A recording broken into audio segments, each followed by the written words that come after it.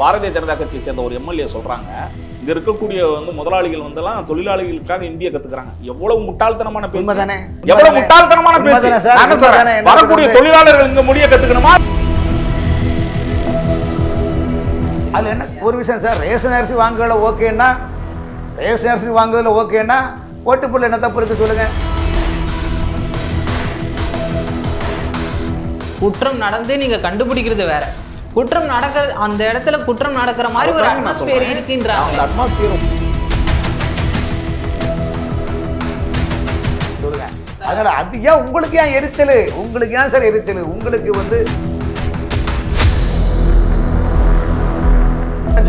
குற்றம் சொல்லுறதுக்கு எதுவுமே கிடையாது சார். உலக நாடுகள், இத்தாலி நாட்டோட பிரதமர் மோடி அவளை பார்த்து பெஸ்ட் லீடர்னு சொல்றாங்க. அந்த மாநிலத்திலே வேலை வாய்ப்பு உருவாக்கலாம் இல்லையா சார்? ஒரு விஷயம் சார்,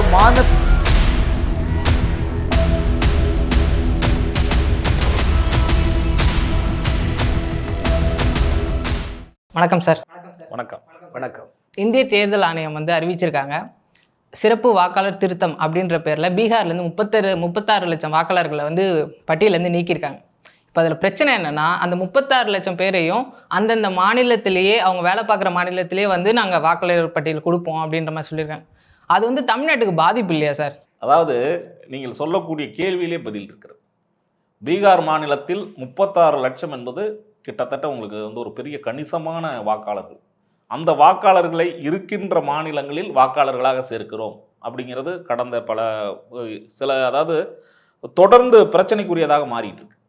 நீங்க சொல்லக்கூடிய இந்த பிரச்சனை, அவங்க சொல்றாங்க இல்லையா, அந்தந்த மாநிலங்களில் நாங்கள் வாக்காளர்களாக சேர்ப்போம், அதில் அதிகமாக பீகார் மக்கள் வாழ்ந்து கொண்டு இருப்பது, இன்னும் சொல்ல போனால் வாழ்வாதாரத்திற்காக வந்தது தமிழ்நாட்டில் தான். நீங்க தமிழ்நாட்டில் ஒரு சர்வே எடுங்க. சென்னையில் இன்னைக்கு சாதாரண டீ கடையில் கூட யார் சர்வேராக இருக்கிறாங்க சொல்லுங்க. இப்போ அப்படியே இருங்க. இப்போ ஒரு டீ கடையில் புரோட்டா போடுறோம், புரோட்டா மாஸ்டர் இன்றைக்கி 1500 2000 சம்பளம் வாங்குறாங்க. எக்ஸாம்பிள் உதாரணத்துக்கு சொல்கிறேன். ஒரு கொத்தனாருக்கு இங்கே சம்பளம் 1300 இருக்குது. ஒரு ஆசாரி வேலைக்கு போனீங்களா அவங்களுக்கு 2000 சம்பளம் இருக்குன்னு வச்சுங்களேன். நீங்கள் தமிழ்நாட்டை சேர்ந்தவங்க 2000 ஒருத்தர் சம்பளம் கேட்குறாங்கன்னா, இதே அந்த நடத்தக்கூடிய ஓனர் என்ன பண்ணுறாருன்னா, நேராக ஏஜெண்ட்டை சொல்கிறாரு. ஏஜெண்ட்டு அங்கே உள்ள வட இந்தியாவில் உள்ள ஏஜெண்ட்டு சொல்லும்போது அவங்க ஆளை கூப்பிட்டு வராங்க. இந்த ஆளை கூப்பிட்டு வரும்போது என்ன பண்ணுறான்னா, நீங்கள் 2000 சம்பளத்துக்கு அவன் 5 பேர் வரான் சார். ஒரு மூட்டை மைதா, ஒரு மூட்டை மைதா, ஒரு மூட்டை உருளைக்கிழங்கு, ஒரு மூட்டை பச்சை மிளகா போட்டு 2 டப்பா எடுத்துகிட்டு வராங்க. அவன் எங்கே தூங்குறான், எப்படி தூங்குறான்னு நீங்களே பார்த்துருப்பீங்க. எந்த அடிப்படை பேசிக்கும் கிடையாது. அவன் அழகாக ஒரு பழைய சைனா செல்லை வைக்கிறான், பாட்டை கேட்குறான், ஞாயிற்றுக்கிழமை வாரம் தருவானா காசு அவங்க அம்மாவுக்கு ஜிபேல அனுப்புறான். இதுதான் இங்கே நடந்துட்டு. இதில் ஏதாவது என்ன வளர்ச்சி இருக்குது? இல்லை, இதை மறுப்பதற்கு இல்லை. நான் சொல்கிறேன், அவர்கள் தொழிலாளர்களை யார் அவ்வளோ கஷ்டப்படக்கூடியவங்கள நீங்கள் தானே சரி பண்ணணும். கொரோனா காலம் ஒரு மாதமாக இந்தியன் ரயில்வே துறையும் வருவாய்த்துறையும் சேர்ந்து அவங்களெல்லாம் சொந்த மாநிலத்துக்கு அனுப்பக்கூடிய கட்டாயத்தில் இருந்தோம். மொத்த கம்பெனி எழுத்து முடினீங்களா இல்லையா? திருப்பூர், கோயம்புத்தூரில் கம்பெனி ஆள் இல்லை சார். நீங்கள் கால் இல்லை. இதுக்கு யாரு காரணம்? அதே திருப்பூர்ல லேபர் எங்க சார் போவீங்க? லேபருக்கு எங்க போய் உங்களால முடியாது சார். அதாவது இன்னைக்கு வட மாநிலத்தினுடைய ஒரு விஷயம், வட மாநிலத்தினுடைய இளைஞர்கள் இன்னைக்கு தமிழ்நாட்டில் வந்தனால தான் தொழில்கள் வளர்ச்சி பெறுகின்றது. கட்டுமான நிறுவனங்கள், பர்னிச்சர் நிறுவனங்கள், ஹோட்டல் நிறுவனங்கள், ஜவுளி நிறுவனங்கள் வளர்ச்சி பெறுது. நீங்க அவங்கள வெளியே அனுப்பிட்டேன், யாரு வேலை செய்வா சார்? இங்க ஆளு கிடையாது சார். ஆளு கிடையாதுனால பிரச்சனை. நீங்க புரிஞ்சுடுங்க. எல்லாரும் இன்னைக்கு யாராரு சொல்றாங்களோ அன்னைக்கு நாளைக்கு அண்ணன் ஒரு நிறுவனம் ஆரம்பிச்சு 100 பேர் வச்சு வேலை வாங்கினா கண்டிப்பாக அவங்கள கூப்பிடுவோம்ப்பா. எதுக்கு தேவையில்ல பிரச்சனை? செங்கல் சாம்பர் நிற்கிறாங்க சார், செங்கல் சாம்பர் நிற்கிறாங்க. விலைவாசி ஏறிட்டு இருக்கும் போது நான் இன்னைக்கு 500 சம்பளம் வாங்கினா நாளைக்கு நான் 1000 சம்பளம் வாங்குவேன். அது தமிழ்நாட்டு மக்கள் கேட்கறதுல ஒன்றும் தப்பு இல்லையே. இவங்க போய் இப்போ அப்போ நீங்க செய்யுங்க. நீங்க தான் சொல்ல வட இந்தியாவில் வட மாநில இளைஞர்களுக்கு வரக்கூடாதுன்னு சொல்ல நீங்க வேலை செய்யுங்க. வட மாநிலங்களில் அந்த மாதிரி ஒரு வளர்ச்சி ஒன்றும் ஏற்படலையா? நான் கேட்குறேன் சார், இதே கேள்வி நான் கேட்குறேன். தமிழ்நாட்டில் ஒரு 150 ஆண்டுகால 200 ஆண்டுகால வரலாறு எடுத்துக்கொள்ளுங்க. வெளிநாட்டில் புலம்பெயர்ந்த தமிழர்கள் இருக்கிறாங்க. Malaysia, Singapore, union Papua, New Papua Guinea, Ilangai நாடுகள் கொண்ட பல்வேறு தமிழர்கள் வாழக்கூடிய நாடுகள் நிறைய நாட்டில் இருக்குது. எல்லாரும் 4 தலைமுறைக்கு மேலே போய் வாழ்ந்து சிட்டிசன் ஆகி மிகப்பெரிய கஷ்டப்பட்டு தான் தன் குடும்பத்தை தக்க வச்சு டெவலப்மெண்ட் பண்ணிட்டு இருக்கிறாங்க. இதே போல தமிழ்நாட்டில் கேரளா மக்கள், கர்நாடகா மாநில மக்கள், மார்வாடிகள், சென்னையில் சாவுகார்பேட்டில் ஃபுல்லாக அவங்க தான். ஆனால் அன்னைக்கு சவுகார் பெற்ற மார்வாடிகள் எல்லாமே திமுக ஓட்டு போடுங்க பாத்தீங்களா? இல்ல சார். ஆனா யாருக்கு இருக்கிறது இல்லை. எதுக்கு சொல்றேன்னா சார், இதெல்லாம் அலசி ஆராய்ந்தால் நீங்களும் இங்க வாழ முடியாது, நானும் இங்க வாழ முடியாது, எல்லாம் பார்த்தா நம்முடைய முன்னோர்கள் இல்ல சார், அதுதான் இப்போ அந்த மாதிரி மைக்ரேட் ஆகுறவங்க வந்து அவங்களுக்கு வந்து அங்கங்கெல்லாம் வாக்குரிமை வந்து எல்லாருக்கும் பெரும்பாலுமா கொடுக்கறது இல்லையே. ஆனா இப்போ இவங்க சொல்லியிருக்காங்களே, நான் வந்து இங்க 7.5 லட்சம் பேர் இப்ப பீகார்ல இருந்து மட்டுமே இருக்காங்க, வடமாநில இருந்து மொத்தமா சேர்த்து பார்த்தா ஒரு 1.5 கோடி பேர் 2 கோடி பேர் இருக்கான்னு சொல்றாங்க. அவங்களுக்கு தமிழ்நாட்டுல 2 கோடி பேர்லாம் அப்படிலாம் இருக்காது சார். மொத்த மக்களுக்கு 8 கோடி தான். நீங்க வந்து அவங்க வேலைக்கு வராங்க போறாங்க. இப்போ அதே மக்கள் அங்குள்ள ரேஷன் கார்டை கொண்டாந்து இங்க வந்து அரிசி வாங்கி சாப்பிடுறாங்க. இதே போலதான் ஓட்டு வந்து அங்க இல்லாம மத்திய அரசு நிதி பண்ணுங்க சார். அது மத்திய அரசு கிடையாது, இது வந்து ரேஷனை பொறுத்தவரையில அந்த மாநிலங்கள் ஏதாவது மானியம் கொடுக்குறா? இல்ல சார், மாநிலம் கொடுக்க அவசியம் கிடையாது. மத்திய அரசு மாநில அரசுடைய நிலைப்பாடு தான். இதுல அந்த மாநில அரசு இந்த மாநில அரசு சொல்லுங்க. திருப்பூர்ல அங்க இருக்கக்கூடிய வடபுலத்துல இருந்து வந்த தொழிலாளர்கள் தமிழர்களுக்கு வேலை கொடுக்க கூடாதுன்னு போராடுறாங்க. எங்கேயாவது நடக்குமா அந்த அதிசயம்? ஒரு அம்மா இல்ல ஒரே நிமிஷம் பாரதிய ஜனதா கட்சியை சேர்ந்த ஒரு எம்எல்ஏ சொல்றாங்க, இங்க இருக்கக்கூடிய வந்து முதலாளிகள் வந்தெல்லாம் தொழிலாளிகளுக்காக இந்திய கத்துக்கிறாங்க. எவ்வளவு முட்டாள்தனமான பேச்சு, எவ்வளவு முட்டாள்தனமான பேச்சு.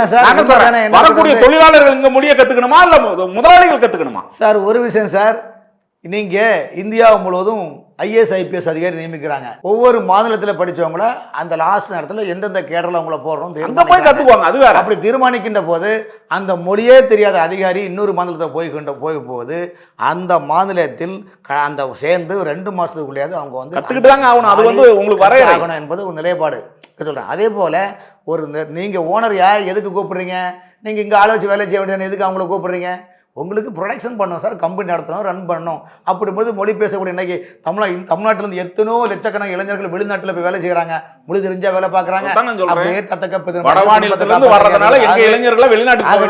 அப்படிலாம் கிடையாதுங்க, அதெல்லாம் கிடையாது. அப்போ நீங்கள் வேலை செய்யுங்க தமிழர்களே. மனைவரும் எந்த அந்த படிப்பை பார்க்காதீர்கள், நான் வேலை செய்வேன் நீங்கள் சொன்னீங்களா அவன் வரமாட்டான். ஏங்க அவன் நீங்கள் நாளைக்கு ஒரு கம்பெனி நீங்கள் ஆரம்பிச்சா அவனை வேலையை வாங்க போகிறீங்க.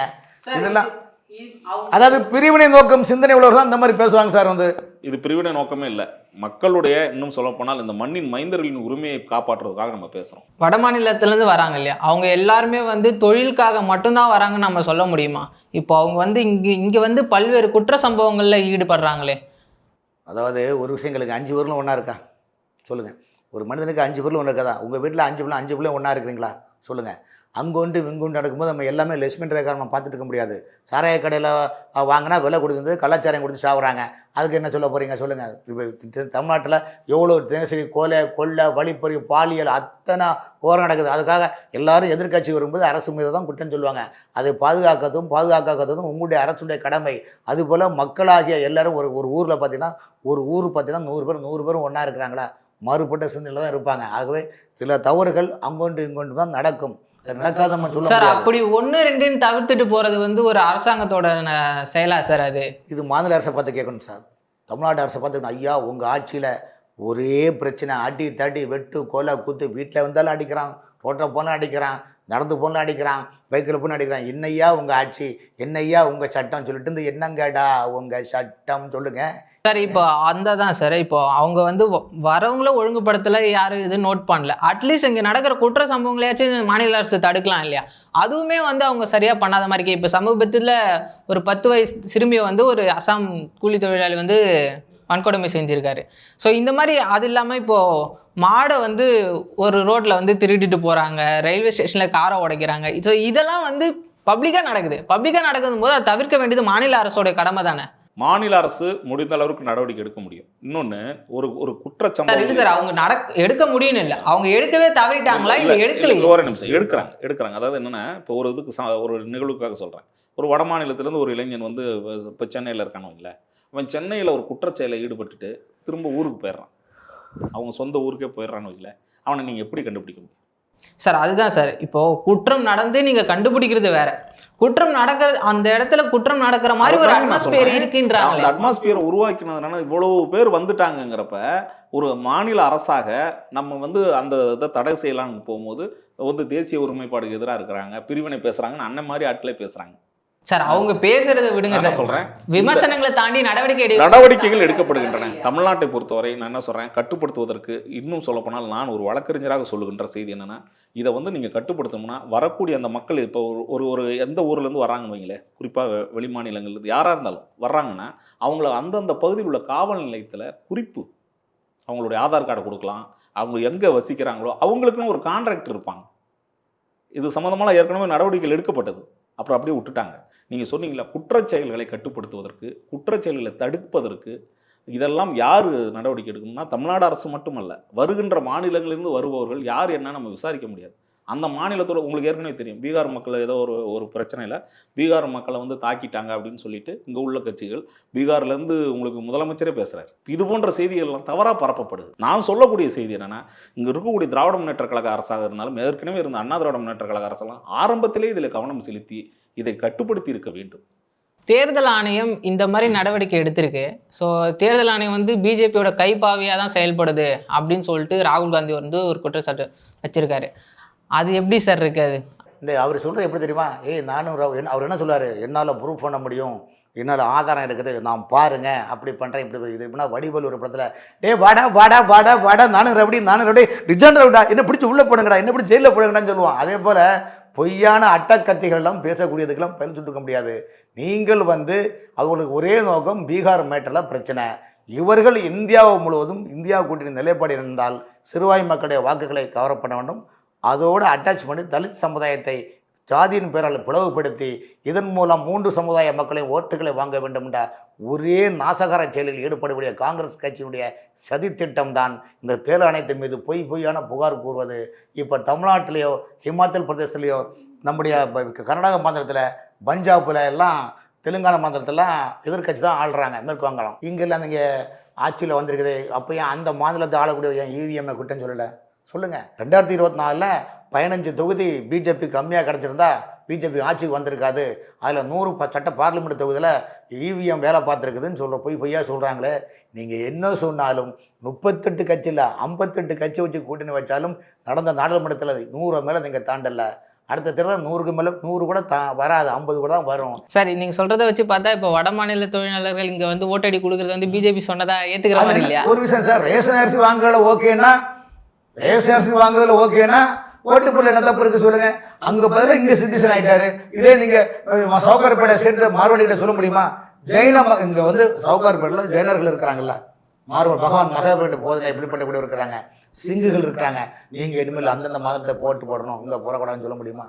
உங்களுக்கு தயாரா தில் இருக்கா, தைரியம் இருக்கா? சொல்ல முடியாது. ஆகவே இங்காவும் 10-15 நிமிஷம் வேலை பார்க்குறான், ஐயா நான் இங்கே தான் இருக்கிறேன், ஐயா எனக்கு ஓட்டு உரிமை கூட ஆட்டோமேட்டிக் இங்கே உங்களுக்கு எந்த கட்சி தேவையோ ஓட்டு போடுக்கலாம், மனநிலையை உருவாக்கலாம் சார். நீங்க சொல்லுங்க சார். அதனால அது ஏன் உங்களுக்கு ஏன் எரிச்சல், உங்களுக்கு ஏன் சார் எரிச்சல்? உங்களுக்கு வந்து சார் இது எப்படின்னா உங்களால முடியாது, அப்ப ஏதாவது ஒண்ணு குற்றம் சொல்லணும். குற்றம் சொல்லுறதுக்கு எதுவுமே கிடையாது சார். உலக நாடுகள், இத்தாலி நாட்டோட பிரதமர் மோடி அவளை பார்த்து பெஸ்ட் லீடர்னு சொல்றாங்க சார். அவ்வளவு வளர்ச்சி இருக்கிறவங்க அந்த மாநிலத்திலே வேலை வாய்ப்பு உருவாக்கலாம் இல்லையா சார்? ஒரு விஷயம் சார், மாநில வளர்ச்சி என்பது அந்தந்த மாநில அரசும் அதுக்கு இது பண்ணணும். வந்து நீங்கள் வந்து தமிழ்நாடு அரசு இந்த திமுக ஆட்சியில் வந்து இந்த தமிழ்நாட்டு மக்கள் தொழிலும் தினரும் இல்லை. இதெல்லாம் 1000 ஆண்டுகள் வரை ராஜராஜ சோழன் அவருடைய மகன் ராஜராஜ சோழன் கட்டமைப்பு உருவாக்கிட்டாங்க. லேண்ட் டேக்ஸு, ப்ராப்பர்ட்டி டேக்ஸு, மொழி கல்வி, உயர்கல்வி, ஆரம்ப கல்வி எல்லாம் அன்னைக்கே வச்சுட்டு போயிட்டான். ஏன் அவனை புறக்கணிச்சுட்டு பெரியார் அண்ணன் ஏன் கொடி பிடிக்கிறீங்க, பேனா கடலை வைக்கணும்னு கேட்குதான் சொல்லுங்க. நாடு முழுவதும் பாரதிய ஜனதா கட்சி உருவாக்குறது மட்டும் அவங்களுடைய வளர்ச்சி. வெளிநாடுகளில் இருக்கிற பிரதமர்கள் அதிபர்கள்லாம் பாராட்டுறாங்க. வெளிநாடு வாழ் இந்திய பிரதமர்னு தான் சொல்றோம். வட மாநிலத்திலிருந்து வரக்கூடிய தொழிலாளர்கள் மீது எங்களுக்கு தனிப்பட்ட வன்மம் இல்லை. இங்க இருக்கக்கூடிய அரசியல் சூழலை பாரதிய ஜனதா கட்சி வாக்காளர்கள் என்ற முறையில் தொழிலாளர்களை பயன்படுத்துகின்ற அந்த போக்கு ஆபத்தானது, தமிழர்களுக்கு எதிரானது சார். இதெல்லாம் தடுக்க முடியாது சார். அவர்கள் வந்து இப்போ அவர்கள் சேருவது சரியான நடவடிக்கை. தேர்தல் ஆணையம் சட்ட விதிக்குள்பட்டு இந்தியா நாட்டினர் சிட்டிசனை மட்டும்தான் அவங்க அடையாளம் கண்டு ஓட்டுவிடலாம். அதுவே கள்ளத்தனமாக குடியிருப்பவர்களை களை எடுப்பது எந்த இது தப்பும் கிடையாது. அதை நீங்கள் ஆதரித்து தான் ஆகணும் என்பது காலத்தின் கட்டாயம் சார். அது ஏற்றுக்க முடியாத விஷயம். ஏற்றுக்க முடியாது. நீங்கள் ஒவ்வொருத்தரும் ஒன்றா சொல்லுவீங்க. நாட்டில் 140 கோடி மக்கள் இருக்கிறாங்க சார். அதை நீங்கள் பண்ணிவிடுங்க. நீங்கள் வெளிநாட்டிலலாம் 2 கோடி 3 கோடி மக்கள் கிடையாது. 140 கோடி மக்களுக்கும் ஒவ்வொரு விதமான கருத்துக்கள் உண்டு. இந்த வேற்றுமையில் ஒற்றுமை உருவாக்குவதுதான் இந்தியாவுடைய கடமை, இந்த தேசத்தின் கடமை, உங்கள் கடமை, என் கடமை, அண்ணன் ஜெயக்கண்ணன் கடமை, நீங்கள் புரிஞ்சுக்கிடுங்க. ஆகவே தேர்தல் ஆணையம் எடுக்கும் நடவடிக்கை சட்ட விதிக்குட்பட்டு நடவடிக்கை எடுக்கிறாங்க. அதுக்கு நீங்கள் தடைக்கல்லாக இல்லாமல் படிக்கர்களாக விட்டு செல்லுங்கள். சிந்தூர் ஆபரேஷனில் எப்படி சக்ஸஸாக இந்த நாட்டின் இறையாண்மை காத்தோமோ அதே போல் இந்தியாவில் இந்தியா மக்களுடைய இறையாண்மையும் கட்டுக்காப்பையும் வளர்க்க வேண்டிய கட்டாயம் தேர்தல் ஆணையத்தில் உள்ளது. அதைத்தான் அவர்கள் செய்கின்றார்கள்.